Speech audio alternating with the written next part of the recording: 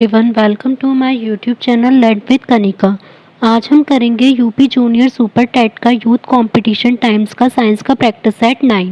तो इससे पहले हम 8 प्रैक्टिस सेट कंप्लीट कर चुके हैं जो कि एग्ज़ाम है 17 अक्टूबर को। इसके लिए बहुत ही इम्पोर्टेंट है, तो जिसने नहीं देखे हो तो आप लोग ज़रूर प्लेलिस्ट से देख सकते हैं। इसके बाद सिर्फ इसका एक सेट ही बचा है। तो ये 10 सेट कंप्लीट करने के बाद हम आगे के और साइंस के भी प्रैक्टिस सेट्स करेंगे जब तक एग्ज़ाम नहीं हो जाता। Now let's start. फर्स्ट है हमारा 100 तक तो मैथ्स के थे, तो अब 101 वाला हमारा आएगा। किसी वोल्ट मीटर का उपयोग डैश नापने के लिए किया जाता है। तो जो वोल्ट मीटर होता है उसका यूज़, अब इसके नाम से ही पता चल जाता है कि वोल्ट मीटर है तो क्या नापा जाएगा इससे, वोल्टेज। अब अगर हम इंग्लिश में इसको देखेंगे ना लिखा हुआ, तो विभवांतर को वोल्टेज या फिर पोटेंशियल डिफरेंस लिखा होता है। तो वोल्ट मीटर का उपयोग क्या नापने में किया जाता है, विभवांतर नापने में, जिसको हम बोलते हैं वोल्टेज। और विद्युत धारा नापने में किसका प्रयोग किया जाता है, एमीटर, एमीटर का किया जाएगा। और प्रतिरोध नापने में ओम मीटर का यूज़ किया जाता है।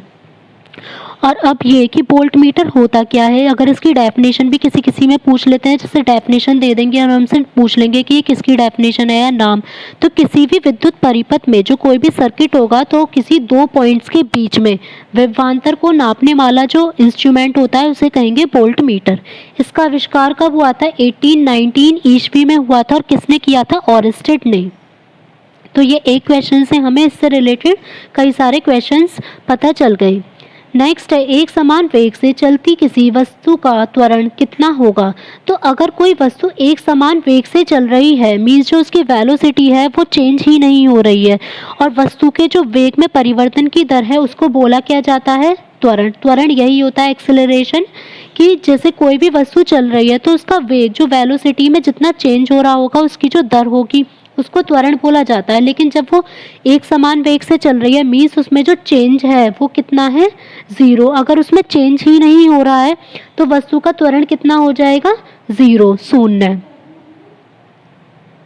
नेक्स्ट है, किसी तापमान पर पानी का घनत्व अधिकतम होता है। तो पानी का जो घनत्व होता है वो सबसे ज़्यादा किस टेम्परेचर पे होता है। तो सब ये क्वेश्चन बहुत ज़्यादा पूछा जाता है कि पानी का घनत्व अधिकतम कौन से टेम्परेचर पर होता है, 4 डिग्री सेल्सियस पर। जो घनत्व होता है डेंसिटी, उसका फॉर्मूला क्या होता है, density equals to mass upon volume. तो जितना द्रव्यमान होता है उसको वॉल्यूम से डिवाइड कर देते हैं तो हमेशा डेंसिटी निकल आती है।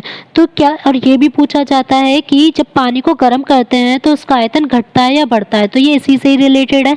4 डिग्री सेल्सियस पर उसका घनत्व सबसे अधिक होता है। तो जब हम 4 डिग्री सेल्सियस तक पानी को गर्म करते हैं तो जो उसका आयतन है, ये दोनों क्योंकि इनडायरेक्टली प्रोपोर्शनल है, तो 4 डिग्री सेल्सियस पे जो वो जब गर्म करेंगे तो जो वॉल्यूम होगा, उसका आयतन होगा, वो कम होता है।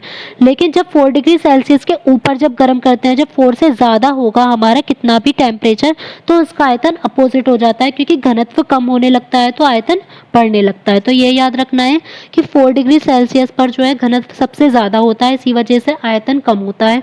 और जब 4 डिग्री सेल्सियस के बाद घनत्व कम होगा तो आयतन ज़्यादा होगा। नेक्स्ट है, इंफ्रारेड रेज क्या है। तो इंफ्रारेड रेज क्या होती हैं, वे तरंगे जिनके संचरण के लिए कोई भी मीडियम की आवश्यकता नहीं होती है, मतलब जिन्हें मीडियम की ज़रूरत ही नहीं होती है, उनको बोला जाता है विद्युत चुम्बकीय तरंगे, मीन्स इलेक्ट्रो मैग्नेटिक वेव्स। और इलेक्ट्रोमैग्नेटिक वेव्स में कौन कौन सी आती हैं, इसमें इंफ्रारेड रेज भी आती है। तो इसको याद करने की मैंने आपको ट्रिक कराई हुई है कि किस टाइप से हम इसका सीक्वेंस, ये तो हमें पता होती है कि कौन कौन सी है, इंफ्रारेड है, गामा है, एक्स रे है, अल्ट्रावायलेट है, ये सारी तो हमें पता होती है। लेकिन इसका सीक्वेंस किस टाइप से याद रख सकते हैं, क्योंकि कभी कभी एक तो सीक्वेंस में लगाने के लिए आ जाता है, एक ये पूछ लेते हैं किसकी एनर्जी ज़्यादा है, किसकी वेवलेंथ ज़्यादा है, या किसकी फ्रिक्वेंसी, इससे रिलेटेड। तो आप वो यहाँ पर ये बतानी लंबी हो जाएगी बहुत ही ज़्यादा उस ट्रिक को, कि पहले उसका ट्रिक की क्या है और फिर उससे रिलेटेड सारी चीज़ें। तो आप उसको आई बटन पर क्लिक करके उससे आप जो विद्युत चुम्बकीय तरंगे हैं उनका जो सीक्वेंस है वो ज़रूर लर्न कर सकते हैं। और इनकी खोज जो है वो किसने की थी, हर्सल ने। इसकी खोज हर्सल ने की थी, ये याद रखना है।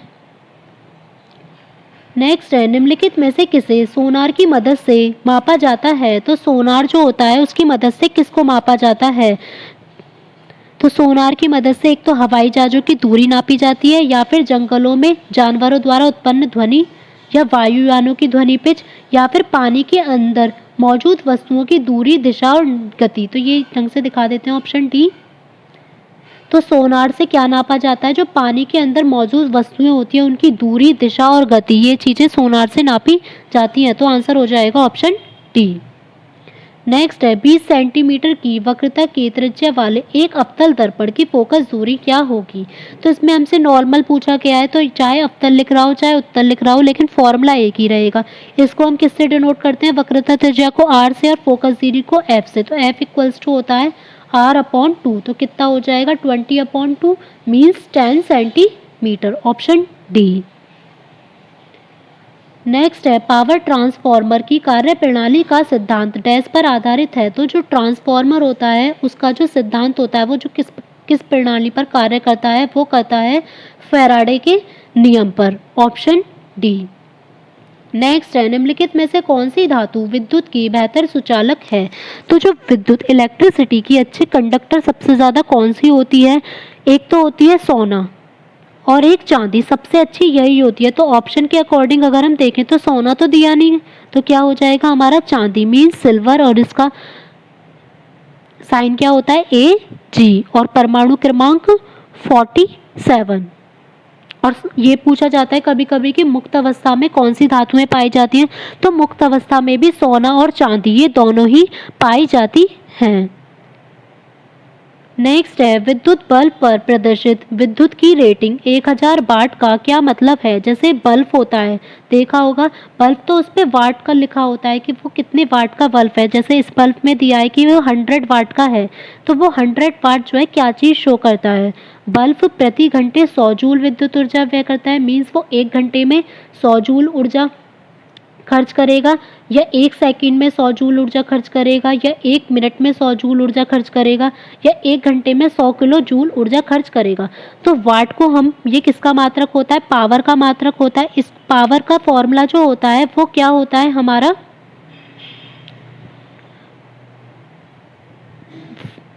Energy upon time. ये भी गलती से लिख दिया था, सॉरी, एनर्जी अपॉन टाइम। तो एनर्जी का फॉर्मूला क्या होता है? जूल, और टाइम का क्या होता है? सेकंड। तो जूल पर सेकंड, तो ये इसका ऐसा ही मात्रक होता है बिकॉज, तो इस वजह से ये किस पर निर्भर करेगा? 1 सेकंड पर। तो बल्ब जो है प्रति सेकंड 100 जूल ऊर्जा व्यय करता है, ये होगा 100 वाट का मतलब। अब जैसे 50 वाट का बल्ब है तो इसका मतलब हो जाएगा कि बल्ब प्रति सेकंड 50 जूल विद्युत ऊर्जा व्यय करता है।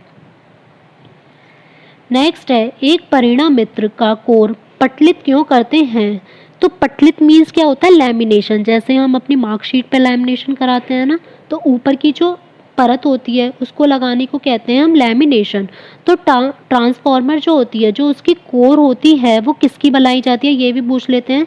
सिलिकॉन स्टील की बनाई जाती है तथा उसको लैमिनेशन किया जाता है। क्यों लैमिनेशन किया जाता है? जिससे कि उसमें जो धारा की हानि होती है वो कम हो सके। अब इसमें यह है कि क्यों किया जाता है, तो यही ऑप्शन हमने बता दिया कि भंवर धारा जो होती है उसकी हानि को कम करने के लिए, जो करंट होगी वो कम लॉस हो, उसका कम लॉस हो, इस वजह से उसको लैमिनेशन किया जाता है। नेक्स्ट है सूर्य की ऊर्जा का स्रोत है। तो जो सन से निकलने वाली ऊर्जा होती है वो किसकी प्रक्रिया होती है? प्रकाश विद्युत की प्रक्रिया मीन्स फोटो इलेक्ट्रिक, या फिर नाभिकीय विखंडन की प्रक्रिया, या नाभिकीय संलयन की प्रक्रिया, या फोटो वोल्टिक अभिक्रिया। तो जब भी कोई 2 हल्के परमाणु मिलकर एक बड़ा परमाणु बनाते हैं तो उसको क्या बोला जाता है? नाभिक संलयन, जिस पर सूर्य की ऊर्जा इसी अभिक्रिया पर वर्क करती है। विखंडन के नाम से ही पता चल रहा है, मतलब बड़ा जो है वो 2 छोटे छोटे में टूट जाएगा, और संलयन तो छोटा छोटा एक बड़े में कन्वर्ट हो जाएगा। तो जो सूर्य से निरंतर प्राप्त होने वाली ऊर्जा होती है वो नाभिकीय संलयन प्रक्रिया पर ही आधारित होती है। तो ऑप्शन हो जाएगा हमारा सी। नेक्स्ट है किसमें लेजर तकनीक मीन्स लेजर टेक्नोलॉजी का प्रयोग नहीं किया जाता है? तो जो बारकोड रीडिंग होती है उसमें भी लेजर टेक्निक यूज़ होती है, कटिंग और ड्रिलिंग में भी यूज़ होती है, और फिजियोथेरेपी में भी यूज़ होती है। लेकिन जो माइक्रोवेव ओवन होता है उसमें लेज़र टेक्नोलॉजी का यूज़ नहीं किया जाता है। माइक्रोवेव का किस चीज़ में यूज़ किया जाता है? खाने को पकाने और गर्म करने में। तो वो तो नॉर्मल इलेक्ट्रिसिटी से चलता है, उसमें कोई लेज़र टेक्नोलॉजी नहीं होती है। नेक्स्ट है, अभी तक वैज्ञानिकों द्वारा पदार्थ की कितनी अवस्थाएं तय की गई है। तो हम सभी को जो नॉर्मल अवस्थाएं पता होती हैं वो 3 पता होती हैं, सॉलिड, लिक्विड और गैस। लेकिन जो टोटल अवस्थाएं होती हैं रियल में वो 5 होती हैं। 5 कौन कौन सी? सॉलिड, लिक्विड, गैस तो है, ये तो मेन में आ जाती हैं। फोर्थ कौन सी होती है? प्लाज्मा। और एक होती है बोस आइंस्टीन। तो ये दोनों भी होती है। जब भी हमसे टोटल पूछी जाएगी तो हमेशा आंसर क्या होगा हमारा? Option B 5। अगर ये पूछा जाएगा जो मेन है केवल मुख्य मुख्य कौन सी है, तब हमारा 3 होता। लेकिन इसमें टोटल पूरी पूछी गई है कि अभी तक वैज्ञानिकों द्वारा कितनी अवस्थाएं तय की गई है। तो ये भी तो दोनों वैज्ञानिकों ने ही सर्च किया ना, तो टोटल हो जाएगा हमारा 5। नेक्स्ट है, CO2 में कार्बन की प्रतिशत मात्रा कितनी होती है। तो ये हमारा जैसे मैथ्स का क्वेश्चन होता है इस टाइप से हो गया। पहले हमें टोटल CO2 का परमाणु भार निकालना होगा। तो C का कितना होता है? 12 प्लस ऑक्सीजन का कितना होता है? 16। यहाँ पर 2 ऑक्सीजन है तो 12 प्लस 16 इंटू 2, तो 12 प्लस 32 मीन्स कितना हो गया? 44। अब टोटल जो आता है वो हमेशा ऊपर में आता है, और जब भी परसेंटेज निकालते हैं 100 की मल्टीप्लाई करते हैं। अब पूछा क्या है? C। तो कार्बन की कितनी है? हमने कितना लिया है कार्बन का? 12। तो 12/44 इंटू 100। 4 3 से 12, 4 से कटेगा 11 बार, तो 300/11 कितना आ जाएगा हमारा? 27.33 ऐसे आता रहेगा। तो आंसर क्या हो जाएगा? 27.3%। नेक्स्ट है, एक द्रव्य जिसमें 49 ग्राम साधारण नमक, साधारण नमक को क्या बोला जाता है? Sodium chloride. तो NaCl की मात्रा कितनी दे रखी है हमें? 49 ग्राम को 320 ग्राम पानी में घोला गया। वाटर की मात्रा में दे रखी है 320 ग्राम। तो द्रव्य के द्रव्यमान प्रतिशत द्वारा द्रव्यमान के संदर्भ में संयोजकता की गणना कीजिए।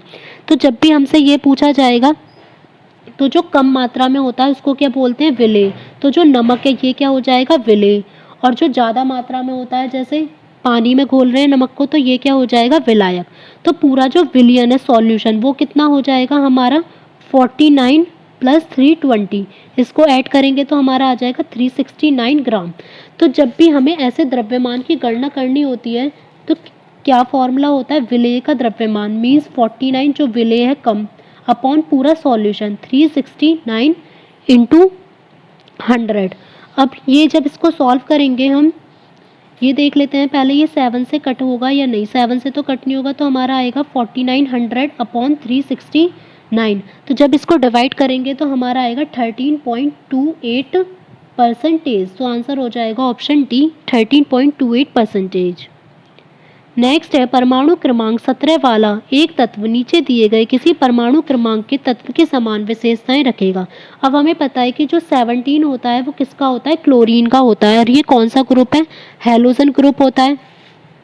तो देखना होगा कि दूसरा इसके बाद कौन सा हैलोजन है।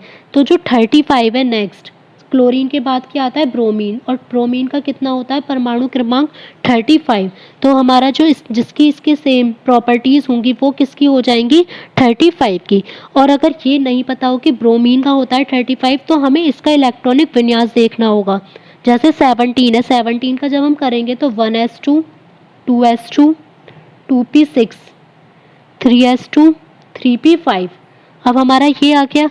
अब हमें दूसरा भी ऐसे ही देखना पड़ेगा जिसमें P5 ही आना चाहिए। तो जब हम 35 का करते हैं तो उसका भी ऐसे ही हमारा आता है। लास्ट का लिख देते हैं, लास्ट का आएगा 4s2 और 4p5। तो फिर सबका हमें ये करके देखना पड़ेगा, तब हमें पता चल जाएगा कि ये जो सेम है P5 ये थर्ड वाला है और ये फोर्थ वाला, तो इसके ही सेम इसकी प्रॉपर्टीज़ हो जाएंगी। नेक्स्ट है, हेनरी बैकरल इनमें से किसकी खोज से संबंधित है। तो हेनरी बैकरल ने किसकी खोज की थी? हेनरी बैकरल ने की थी रेडियो एक्टिविटी, रेडियो धर्मिता की खोज। जो रेडियो एक्टिव किरणें होती हैं इन्हीं के नाम पे उन्हें बैकरल किरणें भी कहा जाता है। और रेडियो एक्टिव तत्व कौन कौन से हो जाएंगे? जैसे यूरेनियम, थोरियम, पोलिनियम, प्लूटोनियम आदि। खाने वाले नमक का रासायनिक नाम क्या है? तो जो खाने वाला सामान्य नमक होता है उसको क्या बोला जाता है? Sodium chloride means NaCl। Next है परमाणु की त्रिज्या का उपयोग किसे नापने के लिए किया जाता है। तो जो परमाणु की त्रिज्या होती है उसका उपयोग किस चीज़ को नापने के लिए किया जाता है, परमाणु का आकार, कि उस परमाणु का साइज़ कितना है, क्योंकि जब त्रिज्या है तो उससे साइज़ ही पता चलेगा। तो आंसर क्या हो जाएगा, ऑप्शन सी परमाणविक आकार। अधातुओं में से कौन सी चमकदार होती है। तो कौन सी, वैसे तो जो धातुएं होती हैं हमेशा वो लश्रत चमकदार होती हैं, लेकिन अधातुओं में पूछा है क्योंकि हर किसी में अपवाद होता है। तो कौन सी ऐसी अधातु है जो चमकदार होती है, तो वो होती है आयोडीन। आयोडीन जो होती है वो एक अधात्विक तत्व है और इसका रासायनिक चिन्ह क्या होता है, आई, और परमाणु क्रमांक कितना होता है, 53। ये चमकदार तथा डार्क ब्लू कलर की होती है और जो इसकी वाष्प होती है, भाप होती है, वो कैसे कलर की होती है, हमेशा वॉयलेट कलर की। जिस कलर से ये लिख रहे हैं ना उस कलर की इसकी हमेशा भाप होती है। नेक्स्ट है निम्नलिखित में से किसका उपयोग पानी की स्थायी कठोरता को दूर करने के लिए किया जाता है। तो जब पानी में हार्डनेस होती है उसको दूर करने के लिए किसका यूज़ किया जाता है, सोडियम कार्बोनेट, जिसका फॉर्मूला क्या होता है, Na2CO3। अगर पूछा जाता पानी को साफ करने के लिए, शुद्ध करने के लिए यूज़ किया जाता है क्लोरीन, और यहाँ पर पूछा है कि कठोरता को दूर करने के लिए तो हो जाएगा सोडियम कार्बोनेट। इसको धोने का सोडा या धावन सोडा भी कहा जाता है, जिसमें अगर इसको जल में मिला देते हैं तो ये कौन से नेचर होता है इसका, बेसिक। नेक्स्ट है निम्न में से कौन सी धातु मुक्त अवस्था में पाई जाती है। तो ये अभी बताया था कि कौन सी फ्री स्टेट में पाई जाती है, हमेशा सोना और चांदी। तो इस वाले में ऑप्शन है सोना, तो आंसर हो जाएगा ऑप्शन बी सोना। नेक्स्ट है भारतीय रेलवे ने 2015 में सीएनजी द्वारा चलने वाली पहली ट्रेन की शुरुआत की। तो ये जीके का भी क्वेश्चन हो गया कि सीएनजी द्वारा चलने वाली पहली ट्रेन की शुरुआत भारतीय रेलवे ने कब की, 2015 में। तो सीएन क्योंकि इससे कम पॉल्यूशन होता है। तो सीएनजी का पूर्ण रूप क्या होता है, अगर इंग्लिश में देखें तो हमारा क्या होता है, कंप्रेस्ड नेचुरल और गैस। और इंग्लिश में इसको देखें तो प्राकृतिक हमें पता चल गया, तो क्या हो जाएगा, संकुचित या कभी कभी संपीड़ित भी लिखा होता है, संकुचित या संपीड़ित प्राकृतिक गैस। नेक्स्ट है पीबीसी का पूर्ण रूप क्या है। तो पीबीसी की जो फुल फॉर्म होती है, इसकी फुल फॉर्म क्या होती है, पॉलीविनाइल क्लोराइड। ये वाइनल जो क्लोराइड होता है इसके बहुलीकरण, पॉलीमर होता है इसका, इसके बहुलीकरण से ये प्राप्त होता है। इसकी यूज़ कहाँ कहाँ पर होती है, जो बिजली की तारों की कोटिंग होती है, ऊपर की जो कोटिंग होती है ब्लैक कलर की, वो पीबीसी की होती है। और जो पतली चादरें, फिल्म और बरसाती सीट मीन्स रेनिंग कोट वगैरह बनाने में पीबीसी का यूज़ किया जाता है। निम्नलिखित गैसों में से किसकी वजह से ब्रेड या केक फूलता है। तो हम ये देखते हैं कि जो ब्रेड और केक फूल जाता है और सॉफ्ट और सुगंधित बन जाता है, तो उसमें कौन सी गैस ऐसी होती है जिसकी वजह से वो फैलता है। तो जब हम किसी पानी गुथे हुए आटे में हम क्या मिलाते हैं, बेकिंग सोडा। जब हम बेकिंग सोडा मिलाते हैं तो उसमें से कौन सी गैस निकलती है, हमेशा CO2, जिसकी वजह से जो आटा होता है या फिर जो भी हम डो बना रहे हैं वो हमेशा उसमें बुलबुले से आ जाते हैं, वो फूलने लगता है और सॉफ्ट हो जाता है। तो इसमें यही पूछा गया है कि कौन सी गैस होती है, तो CO2। और बेकिंग सोडा का जो फॉर्मूला होता है वो क्या होता है, NaHCO3। निम्नलिखित में से कौन सा कोशिका अंग, ऑर्गेनल्स, अंग को इसमें बोला गया कोशिका अंग को, ऑर्गेनल्स पादप कोशिका में पाया जाता है, मीन्स प्लांट सेल में तो पाया जाता है लेकिन एनिमल सेल में नहीं पाया जाता। तो वो होता है क्लोरोप्लास्ट, क्योंकि क्लोरोप्लास्ट केवल प्लांट सेल में होता है, एनिमल सेल में नहीं होता है। बाकी एंडोप्लाज्मिक रेटिकुलम और राइबोसोम और माइटोकॉन्ड्रिया ये तीनों ही दोनों में पाए जाते हैं। क्लोरोप्लास्ट जो है उसमें क्लोरोफिल प्रेजेंट होता है, जिसके कारण पौधों की जो पत्तियां हैं वो हरे कलर की दिखाई देती हैं और इसी की वजह से फोटोसिंथेसिस, प्रकाश संश्लेषण की प्रक्रिया होती है। नेक्स्ट है निम्नलिखित में से कौन सा ऊतक युग्म संवहनी मंडल का गठन करता है। तो जो संवहनी गंठल होता है उसको क्या बोलते हैं, कॉम्प्लेक्स टिश्यू। कॉम्प्लेक्स टिश्यू में कौन कौन से आते हैं, जाइलम और फ्लोएम। दो टाइप के हो गए, जाइलम हो गया, फ्लोएम हो गया। जाइलम को हम कैसे याद रखना है कि क्या लेकर जाता है, ये जय होता है, तो मीन्स हमें जल, जो पानी को लेकर जाता है वो जाइलम लेकर जाता है। और फै से हो गया फूड, जो खाना, मिनरल्स वगैरह इन सबको पहुंचाता है वो पहुंचाता है फ्लोएम।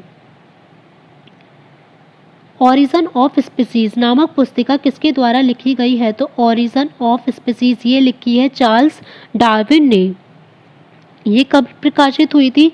24 नवंबर 1859 को।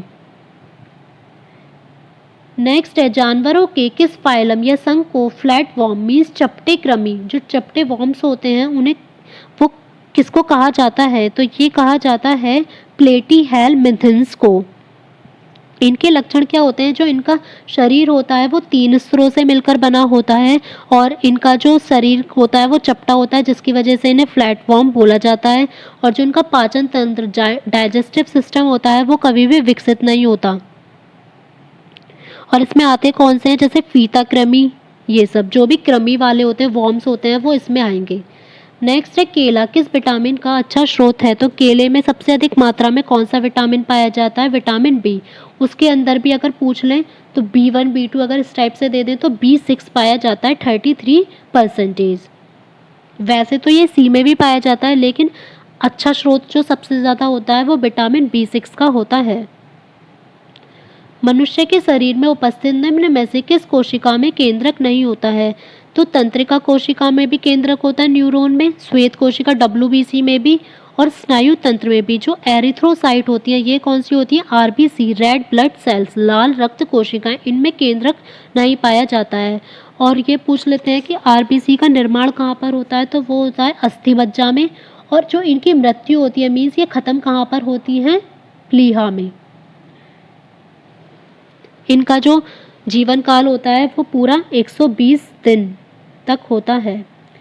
नेक्स्ट है, गुर्दे न केवल उत्सर्जन अंग होते हैं, इनके कार्य को पूरकता प्रदान करता है। तो गुर्दे तो होते ही हमें पता है कि उत्सर्जी अंग होते हैं, इसके साथ साथ जो इनके काम को पूरा करने में कौन हेल्प करता है? वो करता है लीवर, मीन्स यकृत या जिगर बोल सकते हैं। तो आंसर क्या हो जाएगा? Option A. नेत्र में प्रवेश करने वाले प्रकाश की मात्रा मीन्स जो लाइट हमारी आई में जाती है उसको कंट्रोल कौन करता है? तो इसको कंट्रोल करता है हमेशा पुतली। पुतली को बोलते हैं इंग्लिश में इरिस। इरिस जो होती है वो कंट्रोल करती है कि हमारी आँख में कितना प्रकाश पहुँचना है, और आँखों के रंग के लिए जिम्मेदार भी पुतली ही होती है। डैश न्यूनतम आर्द्रता मीन्स मैट्रिक्स वाला संयोजी ऊतक है। तो सबसे कम मैट्रिक्स वाला जो संयोजी ऊतक है जिसमें कोशिकाएं आपस में कम जुड़ी होती हैं तो उसको बोलते हैं हम न्यूनतम आर्द्रता मीन्स न्यूनतम मैट्रिक्स। तो उसमें कौन सा आता है? स्नायु। जब दो अस्थि होती हैं उन्हें आपस में जोड़ने का काम कौन करता है? स्नायु। ये बहुत ही लचीला होता है लेकिन मजबूत होता है और इसमें न्यूनतम मैट्रिक्स मिनिमम मैट्रिक्स होती है। किस ग्रंथि को मास्टर ग्रंथि के नाम से बोला जाता है? तो जो मास्टर ग्रंथि होती है वो कौन सी ग्रंथि होती है? पिट्यूटरी ग्रंथि। इसको हिंदी में क्या बोलते हैं? पीयूष ग्रंथि। यह एक अंतःस्रावी ग्रंथि होती है जो हमारे इस कपाल की स्नेफाइड हड्डी में स्थित होती है और इसका जो वेट होता है वो 0.6 ग्राम होता है। इसी को मास्टर ग्रंथि बोला जाता है। और हाइपोथैलेमस को भी पूछ लिया जाता है अगर मास्टर ऑफ मास्टर कहा जाए। मास्टर ऑफ मास्टर, अगर केवल मास्टर ग्रंथि पूछा जाएगा तो पिट्यूटरी ग्रंथि, मास्टर ऑफ मास्टर पूछा जाएगा तो हाइपोथैलेमस। भ्रूण के लिए भोजन संग्रहित करने वाली जनन कोशिका, अभी हमें पता है कि जो भ्रूण होता है वो कहाँ पर रहता है? मादा युग्मक में मीन्स मदर के इसमें रहता है, गर्भाशय में। तो इसको जो भोजन संग्रहित करने वाली जनन कोशिका भी क्या हो जाएगी? मादा युग्मक। किस विटामिन की कमी से स्कर्वी रोग होता है? तो स्कर्वी रोग किसकी कमी से होता है? Vitamin C. इसका जो रासायनिक नाम है वो भी पूछ लिया जाता है तो वो क्या होता है? Ascorbic acid. और इसके अच्छे स्रोत जो होते हैं वो सारे खट्टे फल होते हैं, आंवला, संतरा, अंगूर, टमाटर, नींबू, ये सब। इनमें से कौन सी बीमारी सामान्यतः मच्छरों द्वारा होती है? तो मच्छरों द्वारा कौन सी बीमारी होती है? इनमें से मलेरिया। ये मादा एनाफ्लीज मच्छर की वजह से होती है और इसका परजीवी जो होता है प्लाज्मोडियम नामक परजीवी होता है। और इसमें कौन सी दवाई ली जाती है? कुनेन की, जो इम्पोर्टेंट है, कुनेन की और क्लोरोक्वीन की।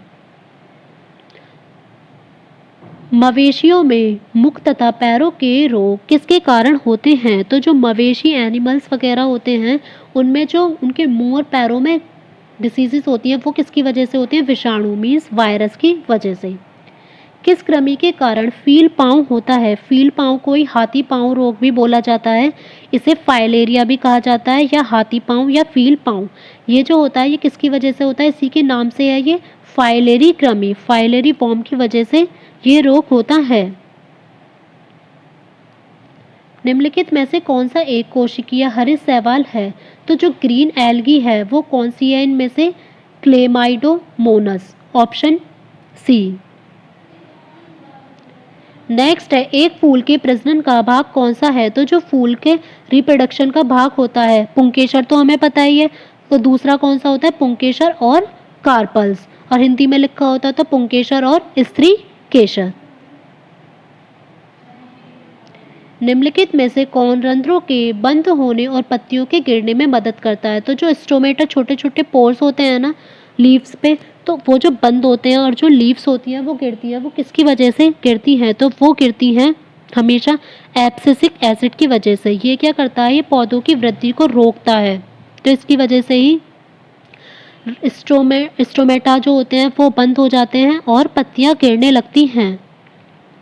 हवा के कण को, परागण को क्या कहा जाता है? जो हवा से परागण होता है, तो हवा के जैसे हवा नापी जाती है तो एनीमोमीटर, जहाँ भी हवा आता है वहाँ हमेशा वर्ड यूज होता है एनीमो, तो इसमें क्या आ जाएगा? इसको क्या कहा जाता है? एनीमोफिली।